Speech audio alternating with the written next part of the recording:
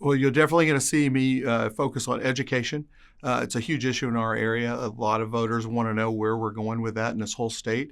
The mobility issue, what's affected this state in general. You can look at areas like San Antonio, Austin, and Houston. They're so congested. We've got certain sections that are just like that. Our public safety, we've been very good on that aspect. That's something I want to continue to stress on.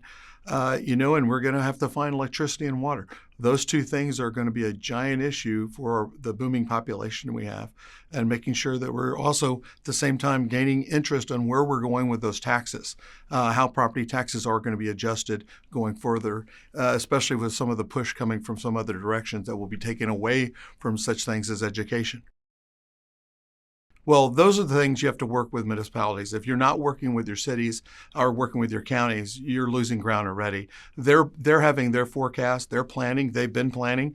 You need to make sure you're part of that planning and understanding what their structure is. Or is it the right growth? What are they investing in? Making sure that the state and cities, the counties are working together. It's very strange. A lot of folks don't focus on that. They just leave it behind and make their own agenda, and then the two conflict. So I've never been that way. I've always had the responsible way to go talk to the folks that I know, the relationships I have built over the years and years with our mayors, with our city councils, with our commissioners, you name it, and as far as our state legislators and the leadership in our state, making sure that everybody's on the same page.